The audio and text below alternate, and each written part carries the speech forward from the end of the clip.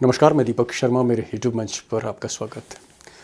दोस्तों, सरकार और विपक्ष के बीच में आर पार की लड़ाई, आर पार की जंग शुरू होती हुई दिख रही है। और इस जंग में विपक्ष का, समूचे विपक्ष का, गैर भाजपा पार्टियों का जो पहला निशाना, फर्स्ट टारगेट है, वो मोदी और शाह के सबसे खास ज्ञानेश कुमार है।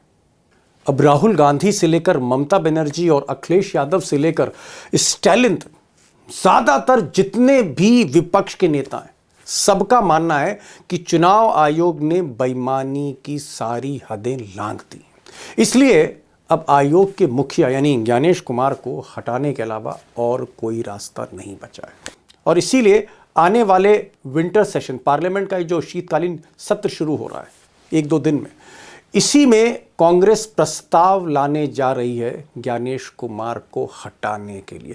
वैसे भी अगर आप देखें तो इस वक्त 12 राज्यों में चुनाव आयोग और अलग अलग पार्टियों के बीच में टकराव है। वो चाहे ममता बनर्जी ने बंगाल की सड़कों पर मुहिम शुरू कर रखी हो, या स्टालिन तमिलनाडु में लड़ रहे हो, या केरल में बवाल हो रहा हो, या फिर अखिलेश यादव ने मोर्चा साधा हो, या कहीं ना कहीं केजरीवाल परेशान हो। हर जगह आयोग और विपक्ष आमने सामने है। और इसी बीच 26 से ज्यादा BLOs, उनकी मौत हो चुकी है। यानी कहीं ना कहीं माहौल गर्म है। और राहुल गांधी को लगता है, या ममता बनर्जी को लगता है, अखिलेश को लगता है, यही मौका है, यही समय है, सही समय है ज्ञानेश कुमार के खिलाफ नोटिस देने का। अब दोस्तों, ज्ञानेश कुमार जो मुख्य चुनाव आयुक्त हैं, कोई मामूली अधिकारी, कोई मामूली आदमी नहीं है। ये एक संवैधानिक पद पर बैठे हुए हैं। और अगर सरकार चाह जाए, या विपक्ष चाह जाए, या सुप्रीम कोर्ट चाह जाए, या हाई कोर्ट चाह जाए, कोई ताकत ज्ञानेश कुमार को कुर्सी से उतार नहीं सकती। और मैं आगे इसको एक्सप्लेन भी करूंगा। ज्ञानेश कुमार को अगर हटाया जा सकता है तो उसी नियम से हटाया जा सकता है जिस नियम से सुप्रीम कोर्ट का कोई जज हटाया जा सकता है। यानी संसद में प्रस्ताव लाना पड़ेगा, 100 सांसदों को दस्तखत करने पड़ेंगे, तब जाके गिनती शुरू होगी ज्ञानेश कुमार के खिलाफ। मैं चाहता हूं कि मुझे आप 2 सेकंड दीजिए, इस प्रोसेस को बता दूं, उसके बाद बड़ी खबर पे चलते हैं। अब दोस्तों, हमारा संविधान कहता है कि जो चुनाव आयुक्त हैं, जो इलेक्शन कमिश्नर हैं, चीफ इलेक्शन कमिश्नर भी, अगर ये संविधान के हिसाब से नहीं चल रहे, अगर इनकी नीति और नीयत ठीक नहीं है, ये ट्रांसपेरेंसी, पारदर्शिता से काम नहीं कर रहे, ये सत्ता का दुरुपयोग कर रहे हैं, ये पक्षपात कर रहे हैं। पक्षपात का मतलब है कि निष्पक्ष नहीं है, किसी एक पर्टिकुलर पार्टी को सपोर्ट कर रहे हैं, समर्थन दे रहे हैं, उसका पक्ष ले रहे हैं। अगर इस तरह का कंडक्ट है तो फिर इलेक्शन कमिश्नर के खिलाफ अगर MPs चाह जाएं तो उनको हटाने का प्रस्ताव पार्लियामेंट में लाया जा सकता है, चाहे लोकसभा में लाएं, चाहे राज्यसभा में लाएं।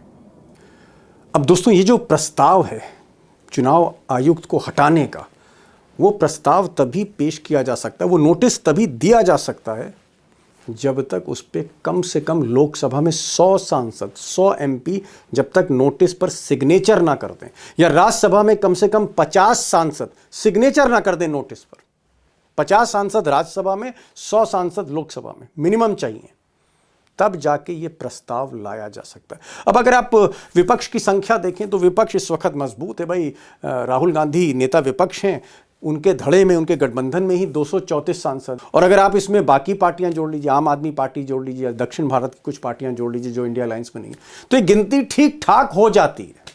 मतलब 100 सांसदों की बिल्कुल भी दरकार नहीं है।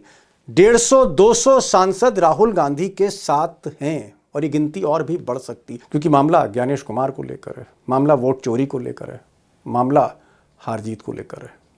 अब दोस्तों, कुछ ही दिन में संसद फिर से शुरू हो रही है, और हो सकता है कि 10 दिन बाद, 12 दिन बाद ये प्रस्ताव लाया जाए, क्योंकि मीटिंग शुरू होने जा रही। मैं डिटेल इसका आगे आपको एक्सप्लेन करूंगा। लेकिन यहाँ पर एक बड़ा सवाल है। मान लीजिए कि अगर 100 सांसद या 200 सांसद तैयार हो गए, दस्तखत कर दिया, जिस तरह से ज्ञानेश कुमार के खिलाफ मार्च करी थी बाकायदा सारे सांसदों ने, अगर 200 सांसद या 250 सांसद उन्होंने दस्तखत कर दिया, तो क्या ये प्रस्ताव मंजूर हो जाएगा? ये प्रस्ताव एक्सेप्ट हो जाएगा, प्रपोजल, ये नोटिस एक्सेप्ट हो जाएगा? क्योंकि कहीं ना कहीं इस नोटिस को स्पीकर को एक्सेप्ट करना पड़ेगा, बिरला साहब को एक्सेप्ट करना पड़ेगा, या फिर जो उपराष्ट्रपति हैं, जो चेयरमैन है राज्यसभा के, उनको एक्सेप्ट करना पड़ेगा। अब दोनों ही आदमी मोदी और शाह के हैं, चाहे वो स्पीकर हों लोकसभा के या राज्यसभा के चेयरमैन। यानी मामला इतना आसान भी नहीं है और वैसे नामुमकिन भी नहीं है। अब दोस्तों, इससे बड़ी तो कोई खबर हो नहीं सकती हिंदुस्तान में कि चीफ इलेक्शन कमीशन, उनके खिलाफ उनको हटाने का प्रस्ताव, इस पर सारा विपक्ष इकट्ठा हो रहा है। इससे बड़ी खबर क्या हो सकती। और मामला क्योंकि थोड़ा लीगल भी है, तो इसलिए आज मैंने इस देश के जो सबसे बड़े संसदीय जो प्रक्रिया है, जो हमारे संसदीय कानून हैं, जो व्यवस्था है, पार्लियामेंट्री प्रोसीजर जिसे कहते हैं, उसके सबसे बड़े एक्सपर्ट PDT आचार्य साहब को बुलाया। हालांकि दक्षिण भारतीय हिंदी बोल लेते हैं। ये लोकसभा के सेक्रेटरी जनरल रहे, 2 टर्म 10 साल रहे। और एक चीज़ मैं दोस्तों और बता दूं, लोकसभा में आप स्पीकर को देखते हैं, वो काफ़ी दिशा निर्देश दे रहे हैं, लेकिन दरअसल लोकसभा को चलाता सेक्रेटरी जनरल ही है, जानकार वही होता है। और आज उन्हीं फॉर्मर सेक्रेटरी जनरल आचार्य साहब को मैंने बुलाया। उनको ज़रा ध्यान से सुनिएगा, बहुत सी बातें आज वो आपको बताने जा रहे हैं। और हमारे साथ उमाकांत जी होंगे, क्योंकि उमाकांत जी 1988 से लेकर अब तक लोकसभा कवर कर रहे हैं। लखेड़ा साहब, संक्षेप में मैं जानना चाह रहा हूं कि क्या केजरीवाल, क्या स्टैलिन, क्या उद्धव ठाकरे, क्या शरद पवार, क्या ममता बनर्जी, तेजस्वी, अखिलेश यादव, नवीन पटनायक की पार्टी, सारे दल अपोजिशन के, गैर भाजपा, सब कांग्रेस के साथ बातचीत में हैं? और क्या 1 दिसंबर को इस तरह की कोई बैठक हो रही है जहां ज्ञानेश कुमार को हटाने के प्रस्ताव पर बात होनी है? देखिए दीपक जी, देश के सामने और देश के विपक्षी पार्टियों के सामने एक असाधारण अनप्रेसिडेंटेड सिचुएशन खड़ी हो गई है। और देखिए, हरियाणा में, महाराष्ट्र में और बाकी राज्यों में जो दिल्ली, चुनाव हुए बिहार, उस पर तो जो भी चीजें दिल्ली, बिहार, झारखंड जो भी हुआ, लेकिन अब एक नई परिस्थिति पैदा हो गई है और विंटर सेशन सामने है। बिहार में जिस तरह से SIR का बुलडोजर चलाया गया, उससे भले ही 2-3 पार्टियां स्टेक पर रही हो इंडिया अलायंस की, लेकिन असल में जो 12 राज्यों में, 12 स्टेट में SIR का बुलडोजर चलाया जा रहा है, इससे बिहार से लेकर के और तमिलनाडु और तमाम जो विपक्षी शासित राज्य, इवन कम्युनिस्ट शासित केरला, वहां भी एक बहुत बड़ा इश्यू बन रहा है। और मुझे लग रहा है कि ये विपक्ष के लिए डू एंड डाई इसलिए है, इसमें ज्ञानेश कुमार इश्यू नहीं है। मुझे लग रहा है कि एक बहुत बड़ी राजनीतिक लड़ाई, पॉलिटिकल फाइट है ये, जिसको अपोजिशन पार्टी लड़ेंगी और ये विंटर सेशन उनके लिए डू एंड डाई का इश्यू बन चुका है। ठीक, आप कह रहे हैं कि सारे पार्टी के लोग, क्योंकि सब आहत हैं, घायल की गति घायल जाने कहा गया है, तो सब क्योंकि आहत हैं, सब चोट खाए हैं, इसलिए सब लोग इकट्ठे भी हो रहे हैं, भुक्तभोगी हैं। क्या आपको लगता है 100 MPs का इंतजाम हो जाएगा नोटिस देने के लिए लोकसभा में, या 50 सांसदों का लखेड़ा साहब इंतजाम हो जाएगा?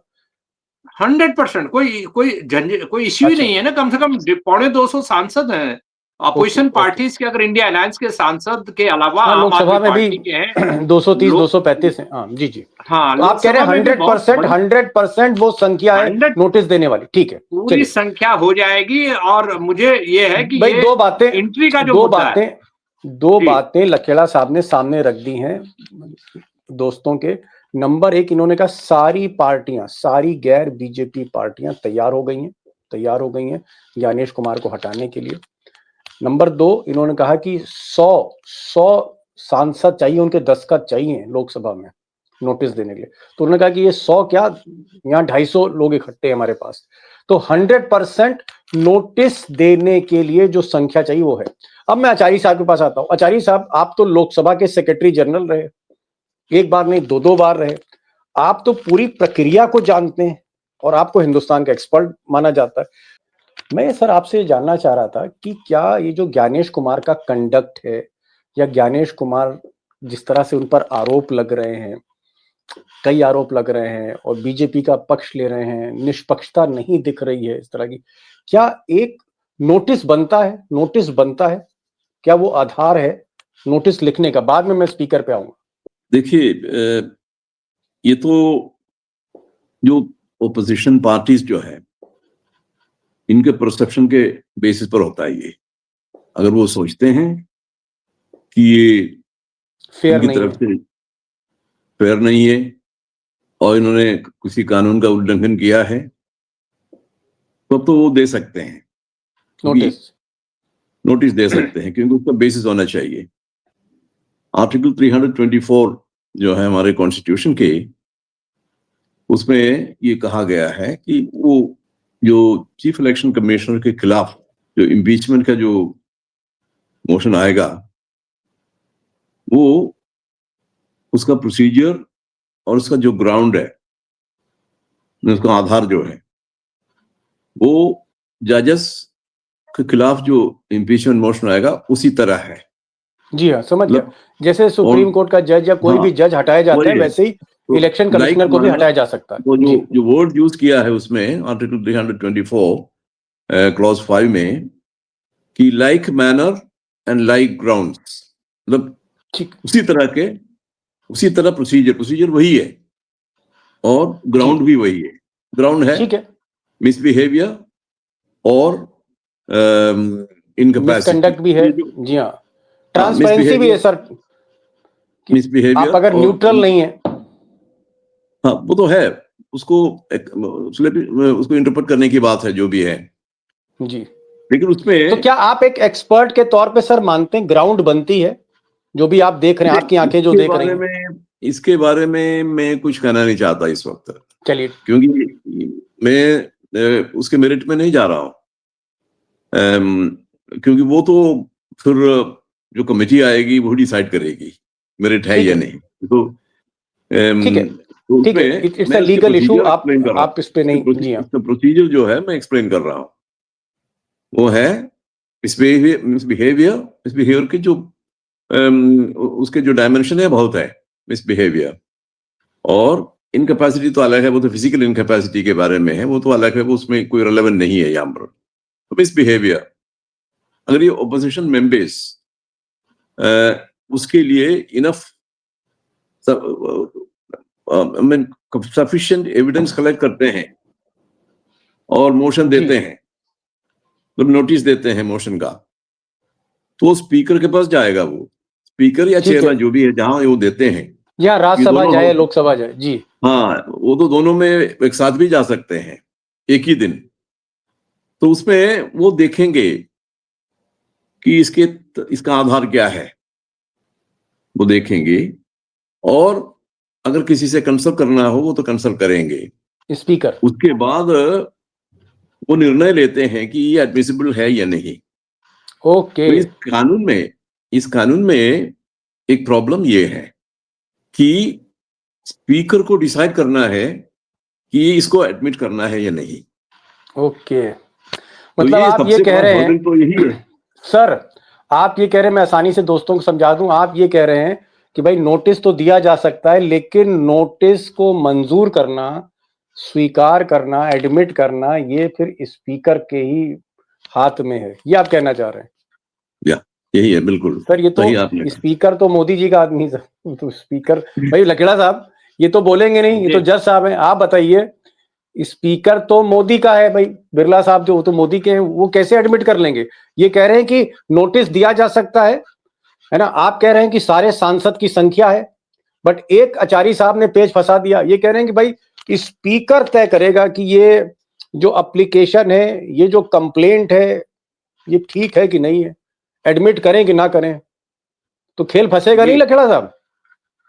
देखिए, मैंने इस पहले प्रश्न के जवाब में जो आपको आंसर दिया था, उसमें मैंने ये कहा था बहुत क्लियर कि एक इलेक्शन कमीशन, इसमें ज्ञानेश कुमार तो एक निमित्त मात्र है, वो तो सिंबल है। असली लड़ाई पॉलिटिकल लड़ाई है ये।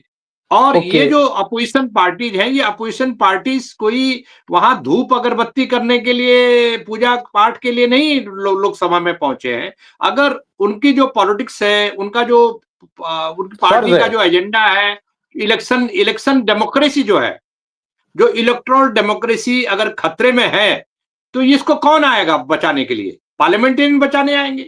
ये पार्लियामेंटेरियन का काम है, ये अपोजिशन का काम है कि देश में। लकीरा साहब, एक सवाल आपसे और पूछ लूं, एक सवाल और पूछ लूं, जो मैं आचार्य साहब से, क्योंकि आचार्य साहब नॉन पॉलिटिकल आदमी है, एक सवाल मैं आपसे और पूछना चाह रहा हूं। इसका मतलब जो वाइस प्रेसिडेंट है धनखड़ साहब, जिनसे मोदी जी की खटपट चल रही थी। मोदी ने इसलिए जी। हटा दिया, अमित शाह ने इसलिए हटा दिया कि कहीं इस तरह का नोटिस आ जाए और धनखड़ साहब जी। मोदी से नाराज है, वो एक्सेप्ट कर ले, तो फिर तो ज्ञानेश कुमार की ऐसी तैसी हो जाएगी।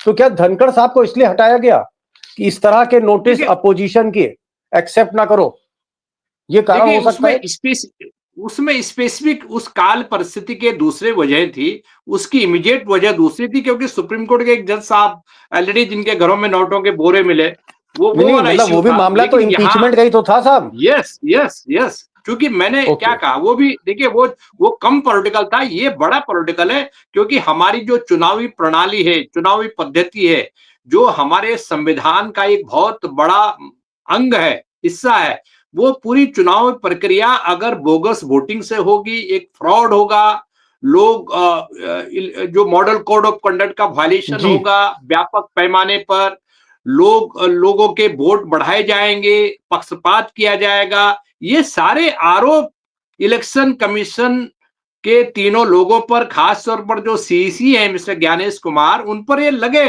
और ओके, ये ठीक। प्रूफ हो गया है बिहार में जो कुछ हुआ है। पहले तो क्या होता था कि 8 महीने पहले इलेक्शन हुए, बिहार में तो लोगों ने रील सामने देख ली, फिल्म चल रही है सामने, ठीक मॉडल कोड ऑफ ठीक कंडक्ट का वायलेशन हो रहा है, रुपए बढ़ ठीक रहे हैं, ठीक ठीक ये ठीक सारी ठीक चीजें ठीक। जो हो रही हैं, ये और ओके। रिजल्ट क्या निकला सबको पता है जी। आचार्य साहब, एक चीज और, क्योंकि मैं समझ रहा हूं आप राजनीतिक सवालों के जवाब नहीं देंगे, देना भी नहीं चाहिए। आप एक जज की भूमिका में रहे, आप लोकसभा कंडक्ट कराते थे, सेक्रेटरी जनरल थे। लेकिन मुझे यह बताइए कि एक बार अगर नोटिस चीफ इलेक्शन कमिश्नर पे चला गया, 100 एमपीज ने या 150 एमपीज ने दस्तखत कर दिए, लोकसभा में, राज्यसभा में भी, और 250 सांसद ने घेराव कर दिया, तो क्या आपको लगता है, एक रिस्पॉन्सिबल सिटीजन के तौर पे आपसे पूछूं, क्या ये गंभीर फिर मामला है कि अगर 200-250 सांसद दस्तखत कर दें और ये कह दें कि साहब ये निष्पक्ष नहीं है, ये violation, is it something serious? Naturally वो तो है ही सीरियस मामला, ओके। क्योंकि सारी हमारी चुनावी प्रक्रिया जो है वो इनकी निष्पक्षता पर आधारित है। इलेक्शन कमीशन एक non political, independent, autonomous constitutional body है, तो उसको उसी लेवल पर रखना है और ओके। सारा जो कार्य है उनको उसी बेसिस पर करना है। तो उसमें जरा भी आंच आए वो ठीक नहीं है। हमारी चुनावी जो डेमोक्रेसी है, इलेक्टोरल डेमोक्रेसी, उसके लिए जी ठीक सर। नहीं है। तो अगर ओपोजिशन के मेंबर्स जो है 100 हो या 200 हो, जो भी है, वो फील करते हैं सीरियसली कि हमारी उनको हटाना चाहिए। चुनावी प्रक्रिया में काफी त्रुटियां आ रही है, गड़बड़ है, तो उसमें फिर उनका अधिकार है कि इस तरह की नोटिस देने का, वो तो है ही। लेकिन मैं एक प्रक्रिया का मतलब उसका वो जो मैं आपके सामने एक्सप्लेन कर रहा था कि उसकी प्रक्रिया यही है। नोटिस दे देते हैं, तो स्पीकर जी। अगर उसको मानते नहीं नहीं है, माने। उसको एडमिट नहीं करते हैं, तो वो तो खत्म हो जाएगा वहीं पर, ये ओके। मामला। क्या इसकी सर कोई काट नहीं, जैसे स्पीकर उस फाइल पे बैठ जाए, नोटिस पे बैठ जाए या उस पर सुनवाई ना करे, मान लीजिए सुनवाई नहीं करते अगर वो, फिर इसकी कोई खैर, काट वो भाई तो देखो ना, उनको एक डिसीजन देना पड़ता है इस पे, वो तो रिक्वायरमेंट है, लीगल रिक्वायरमेंट है। ओके। अब जैसे ये तो ऐसा नहीं हो सकता कि जैसे गवर्नर्स बैठे होते हैं बिल्स के ऊपर। Under the law the governor, the election speaker. Commission, chief election speaker will have to give a decision, अच्छा, एडमिट इट डिसीजन और देना नॉट पड़ेगा। एडमिट। क्या डिसीजन टाइम बाउंड है या जब भी महीना 2 महीना लटकाते चले जाए? कानून में तो वही है कि after the receipt of the motion notice, speaker has to take a decision. तो वो कितने डिसीजन दिन तो में? ऐसे तो नहीं है उसमें, ओके, ऐसा नहीं। लॉ में तो तो सर दिन वगैरह। आचार्य साहब, थोड़ी हिम्मत करके आपसे पूछ रहा हूँ, क्या फिर स्पीकर फाइल दबा भी सकता है? नहीं, ऐसा तो नहीं कर सकते, क्योंकि ओके। कानून का रिक्वायरमेंट है वो, तो कानून का पालन तो करना स्पीकर का काम है।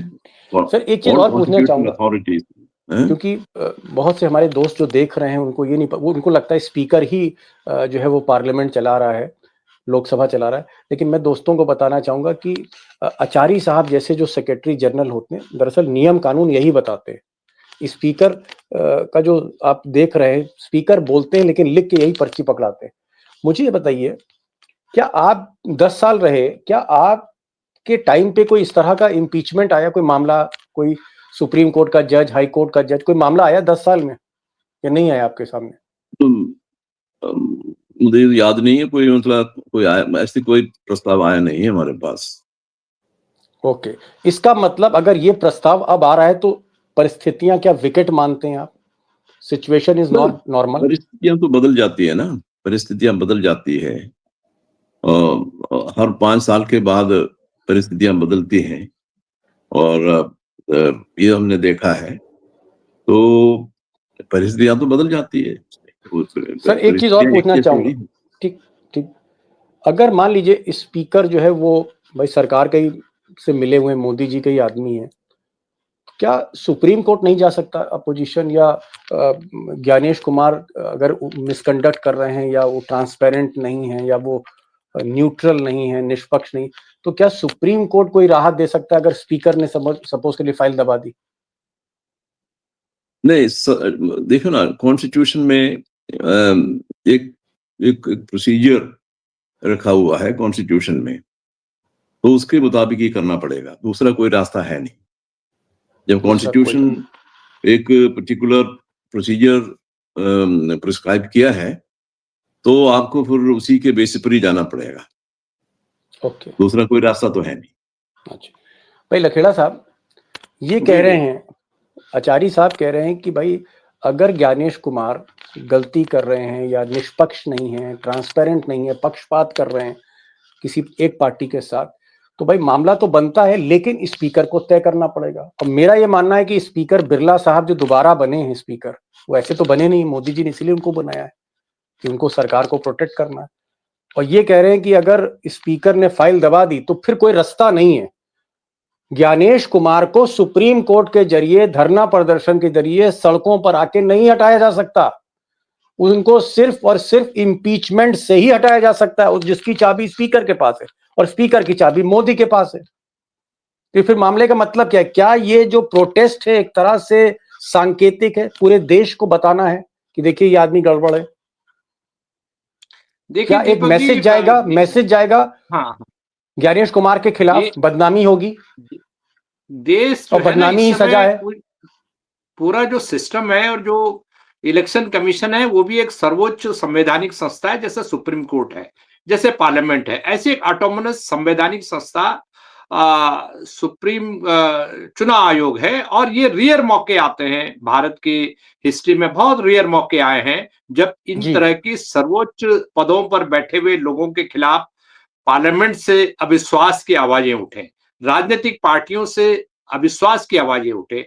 ये एक बहुत बड़ा मसला है, और मुझे लग रहा है कि राजनीतिक पार्टियों के लिए भी ये एक टेस्ट केस है कि क्या वो हारना मंजूर करेंगे, वो अपने अस्तित्व की रक्षा के लिए, जो हमारा मल्टी पार्टी सिस्टम है उसकी रक्षा के लिए वो लड़ाई लड़ेंगे, संसद के भीतर और संसद के बाहर क्या वो फाइट करेंगे। और मुझे ऐसा लग रहा है कि ये जो लड़ाई है, ये अकेला, जैसे मैंने शुरू में कहा था कि ये पॉलिटिकल फाइट है, और पॉलिटिकल फाइट को दूसरे ऑर्गन भी समझ रहे हैं, स्पीकर भी समझते हैं कि पॉलिटिकल लड़ाई है।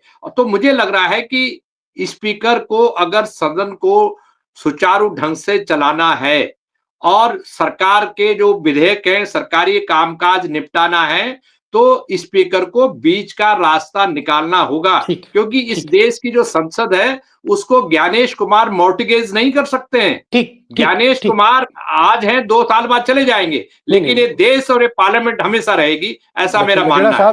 लखेड़ा साहब, वो तो भाई आचार्य सर भी मान रहे हैं, आचार्य साहब मान रहे हैं कि गड़बड़ नहीं होनी चाहिए, चुनाव निष्पक्ष होने चाहिए, आप पक्षपात नहीं कर सकते, वो सब मान रहे हैं।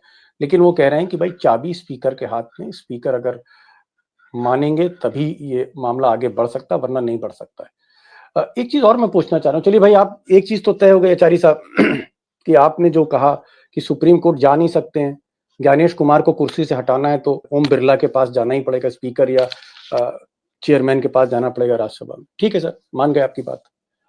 ये बताइए कि अगर मान लीजिए बंगाल में वोटिंग हो रही है, तमिलनाडु में वोटिंग हो रही है, वहां तो डबल इंजन की सरकार नहीं है, ममता बनर्जी इंडिपेंडेंट हैं, तमिलनाडु में स्टैलिन इंडिपेंडेंट है, आपके केरल में जो है वो लेफ्ट गवर्नमेंट है वो इंडिपेंडेंट है। अगर ज्ञानेश कुमार का कोई घपला पकड़ लिया बाई चांस लिखा पढ़ी में, तो एफआईआर तो सर हो सकती है ना फिर ज्ञानेश कुमार पे, ये वो भी नहीं हो सकती?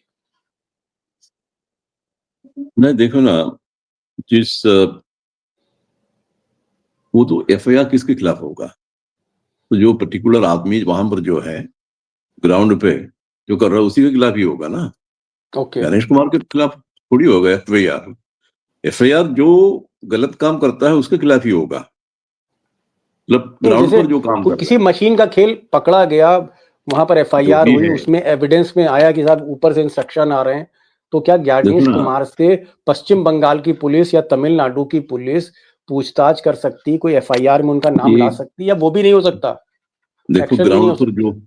ग्राउंड पर जो काम हो रहा है, अब इसमें पकड़ा जा ये मशीन में कोई गड़बड़ वो जी, सामने पकड़ी आता है, जाती कुछ रोशनी नहीं। में आता है और पकड़ा जाता है, उसमें फिर वो लार्जर एक इश्यू है कि मशीन को हैक किया गया है या क्या गड़बड़ी है, वो तो फिर इंक्वायरी की बात है। ओके। वो तो इंक्वायरी कौन करेगा? इलेक्शन कमीशन करेगा, क्योंकि ये सारी प्रक्रिया जो है इलेक्शन कमीशन कराते हैं। हाँ, उन्हीं के पास तो एक्ट है, उन्हीं के रिप्रेजेंटेटिव पास पीपल है, रिप्रेजेंटेटिव तो एक्ट। इसकी इंक्वायरी तो वही करेंगे। ओके। चलिए साहब, आचार्य साहब ने ये तो माना कि चुनाव निष्पक्ष होना चाहिए, संविधान के अनुसार होना चाहिए, उसमें पारदर्शिता होनी चाहिए, उसमें कहीं भी न्यूट्रलिटी के अलावा कुछ पक्षपात, फेवरिज्म नहीं दिखना चाहिए, आप किसी एक पार्टी को सपोर्ट नहीं कर सकते, ये सब कुछ गलत है, ये सब मानते हैं वो। और वो ये भी मान रहे हैं आचार्य साहब कि 100 सांसद नोटिस दे सकते हैं, उनका राइट है, लेकिन आखिर में उन्होंने कहा कि सारा फैसला स्पीकर को करना है। और मैं यहाँ पर ऐड कर रहा हूँ कि स्पीकर मोदी साहब का है, मोदी साहब की सरकार है, और मोदी साहब के जो चाणक्य हैं अमित शाह के सचिव रहेंगे ज्ञानेश कुमार, तो ये पूरी एक चेन जाती बनती है। उस चेन पे आचार्य साहब बोलेंगे नहीं, निष्पक्ष आदमी है, पॉलिटिकल सवालों के जवाब नहीं देते। और लखेड़ा साहब ने मान ही लिया है कि भाई कम से कम एक चीज तो तय है कि देश भर में मैसेज चला जाएगा इस नोटिस से कि ज्ञानेश कुमार कहीं ना कहीं गड़बड़ कर रहे हैं। आचार्य साहब आप आए, sir thank you so much. और आपने जिस तरह से सारे सवालों को जवाब दिए और समझाने की कोशिश की, उसका बहुत बहुत शुक्रिया। लकेड़ा साहब आपका भी बहुत बहुत शुक्रिया, thank you so much for coming to this programme, thank you so much sir.